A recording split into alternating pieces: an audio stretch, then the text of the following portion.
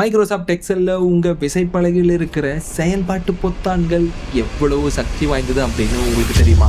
இதுல கடைசியா சொல்ல போறோம்னு நானே இப்பதான் கத்துக்கிட்டேன். அரசியல்ல இதெல்லாம் சாதாரணமாப்பா.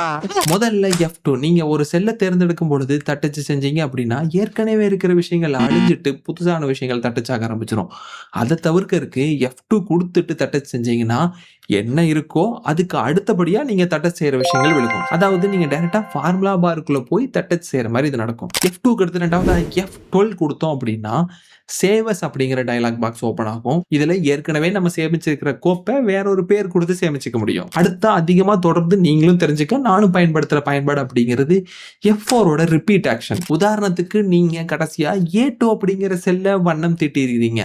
தொடர்ந்து இன்னும் குறிப்பிட்ட செல்களுக்கும் அதே மாதிரியான ஃபார்மேட் தான் அமைக்க வேண்டியிருக்கு அப்படின்னா அந்த செல்களை தேர்ந்தெடுத்துட்டு F4 கொடுத்தீங்க அப்படின்னா நீங்க கடைசியா செஞ்ச செயலான வண்ணம் தீட்டுதல் நடக்கும். இது வண்ணம் தீட்டுதலுக்கு மட்டும் இல்ல, நீங்க போல்ட் பண்றீங்க, வேற ஃபார்மேட்டிங் ஏதாவது பண்றீங்க அப்படின்னாலும் கடைசியா நீங்க என்ன செயல் செஞ்சீங்களோ அந்த செயலை இந்த F4 அப்படிங்கிறது ரிப்பீட் பண்ணும்.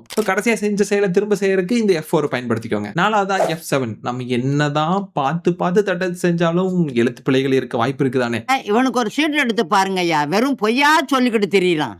F7 கொடுத்தீங்கன்னா இது ஸ்பெல் செக்கரை கொண்டு வந்து கொடுத்துரும். இதுல நம்ம ஏதாவது தவறா தட்டச்சு செஞ்சிருந்தோம் அப்படின்னா ஸ்பெல் செக்கர் மூலமா சரியான வார்த்தையா அதை மாற்றி அமைச்சுக்க முடியும். இது மாதிரியான எக்ஸல் மற்றும் கண்ணி குறித்த விசைப்பலகை குறுக்கு வழிகள் இன்னும் வேணுமா அப்படிங்கறத கருத்து பட்டியல சொல்லிட்டு கண்டிப்பா எங்களை பின்தொடருங்கள்.